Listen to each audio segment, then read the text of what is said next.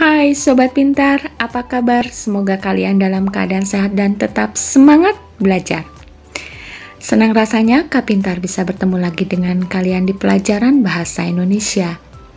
Hari ini kita akan belajar mengidentifikasi unsur intrinsik teks cerpen. Sudah siap belajar? Mari kita mulai. Teks cerita pendek atau cerpen merupakan sebuah cerita fiksi yang berbentuk pendek dan menggambarkan atau menceritakan tentang suatu kisah seseorang secara ringkas, mulai dari konflik hingga penyelesaian masalah. Menurut Kamus Besar Bahasa Indonesia, cerita pendek merupakan kisahan pendek kurang dari 10.000 kata yang memberikan kesan tunggal yang dominan dan memusatkan diri pada satu tokoh dalam satu situasi pada suatu ketika. Dari pengertian tersebut, cerpen memiliki ciri-ciri sebagai berikut. 1. Berisi satu tema atau satu konflik. 2. Maksimal terdiri dari 10.000 kata atau sekitar 5-10 halaman. 3. Memiliki satu alur cerita, yaitu alur maju. 4. Penokohan cerita sederhana. 5. Memiliki pesan atau amanat. Dan keenam, meninggalkan kesan bagi pembacanya. Unsur pembangun cerpen terbagi atas dua, yaitu unsur intrinsik dan unsur ekstrinsik. Unsur intrinsik adalah unsur pembangun cerpen yang berasal dari dalam cerpen itu sendiri. Sedangkan unsur ekstrinsik adalah unsur pembangun cerpen yang berasal dari luar cerpen. Jika diibaratkan sebuah bangunan, unsur intrinsik cerpen adalah komponen-komponen dari bangunan tersebut. Jika salah satu komponennya hilang, maka bangunan tersebut akan roboh. Demikian pula dengan unsur intrinsik cerpen. Jika salah satu bagiannya hilang, maka tidak bisa membentuk sebuah cerpen. Unsur intrinsik cerpen terdiri atas tema, tokoh, penokohan, latar, alur, gaya bahasa, sudut pandang, dan amanat. Tema merupakan ide atau pokok pikiran yang menjadi jiwa atau dasar cerita. Tema dapat ditemukan dengan mengidentifikasi konflik yang terdapat dalam cerita tersebut. Tema bersifat umum dan biasanya dikemukakan secara padat dan singkat, misalnya mengenai pendidikan, persahabatan, perjuangan, sosial, romansa, misteri, dan lain-lain. Tokoh dan penokohan adalah salah satu bagian yang wajib ada dalam cerpen. Namun yang perlu diketahui, tokoh dan penokohan merupakan hal yang berbeda. Tokoh adalah pelaku atau orang yang terlibat dalam cerita, sedangkan penokohan adalah penentuan watak atau sifat tokoh yang ada dalam cerita. Berdasarkan sifat yang dimilikinya, tokoh terbagi atas 3, yaitu protagonis, antagonis, tritagonis. Protagonis adalah tokoh yang menjadi aktor atau pemeran utama dan mempunyai sifat yang baik. Antagonis, tokoh utama yang bertentangan dengan tokoh protagonis. Tokoh antagonis memiliki watak yang negatif seperti iri, dengki, sombong, angkuh, congkak, dan lain-lain. Tritagonis adalah tokoh penengah dari protagonis dan antagonis. Tokoh ini biasanya memiliki sifat yang arif dan bijaksana. Aminuddin dalam pengantar apresiasi karya sastra menyatakan bahwa plot atau alur adalah rangkaian cerita yang dibentuk oleh tahapan-tahapan peristiwa sehingga menjalin suatu cerita yang dihadirkan oleh para pelaku dalam suatu cerita.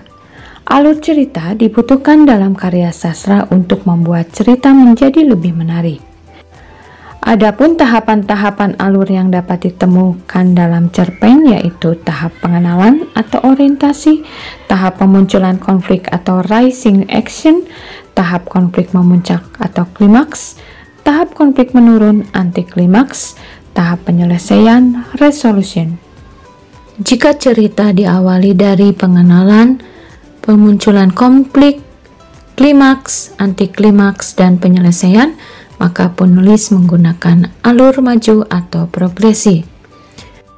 Sebaliknya, jika cerita diawali dari penyelesaian, antiklimaks, klimaks, pemunculan konflik, dan pengenalan, maka penulis menggunakan alur mundur atau regresi. Menurut Aminuddin, setting adalah latar peristiwa dalam karya fiktif, baik berupa tempat, waktu, maupun peristiwa. Kehadirannya menjadi penting karena akan mendukung tokoh dalam mengemban peristiwa. Sebuah cerita akan senantiasa berlangsung pada ruang, waktu, suasana.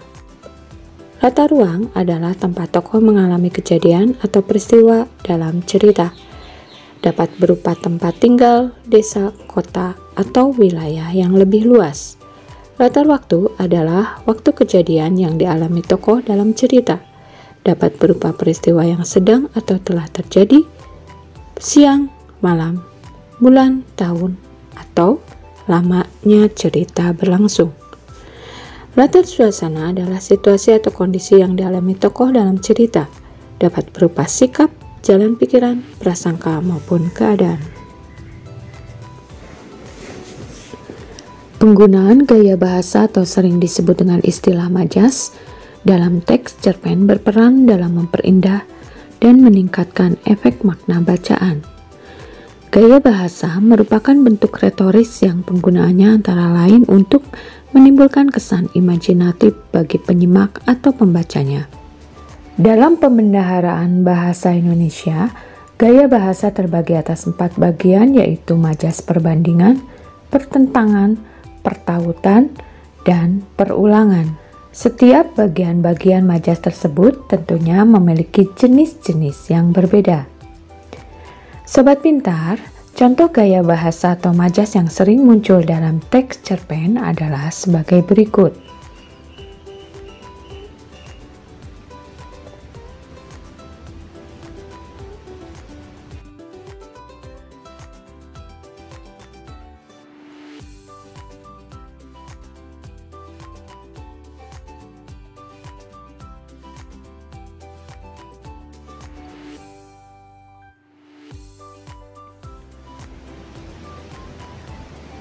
Sudut pandang merupakan cara pengarang menempatkan dirinya dan hadir sebagai pelaku atau tokoh dalam cerita. Sudut pandang pengarang merupakan visi atau tujuan pengarang yang dijelmakan dalam tokoh-tokoh yang diceritakannya.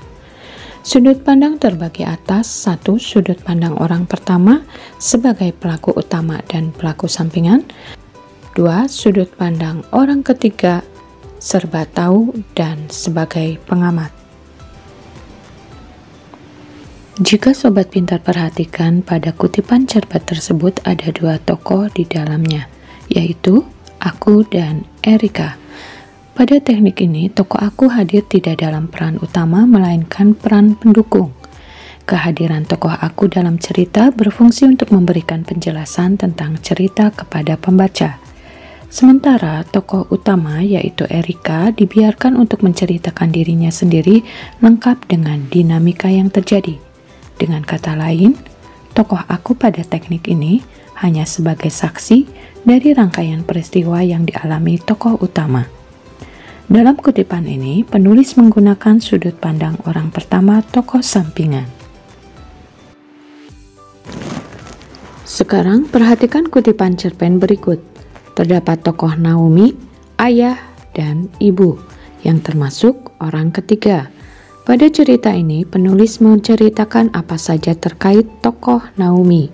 Penulis seakan tahu benar tentang watak, pikiran, perasaan, kejadian, bahkan latar belakang yang mendalangi kejadian.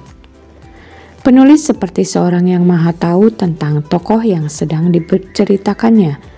Nah, pada cerita ini, penulis menggunakan sudut pandang orang ketiga serba tahu. Amanat merupakan ajaran moral atau pesan didaktis yang hendak disampaikan oleh pengarang kepada pembaca melalui karyanya. Amanat dibagi menjadi dua, yaitu amanat tersurat dan amanat tersirat. Amanat tersurat adalah amanat atau pesan yang secara jelas atau eksplisit dijabarkan melalui kata-kata dalam sebuah tulisan. Amanat tersirat yaitu amanat atau pesan yang dengan sengaja tidak dijabarkan secara tertulis dalam sebuah karya atau bersifat implisit tersembunyi. Pesan ini bisa diketahui oleh pembaca dari alur cerita yang ada dalam tulisan tersebut atau melalui dialog antar tokoh.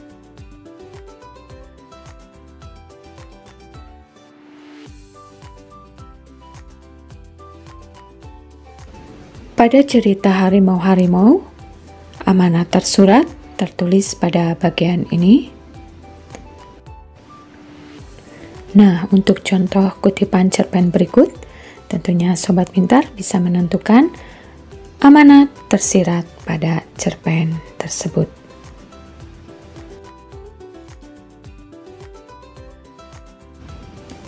Agar Sobat Pintar semakin paham dengan unsur-unsur intrinsik cerpen, kerjakan tugasnya ya, dan serahkan pada Bapak Ibu guru kalian. Semoga materi hari ini bermanfaat. Sampai bertemu lagi di materi-materi berikutnya. Jangan lupa like, comment, share, dan subscribe. Terima kasih sudah menonton.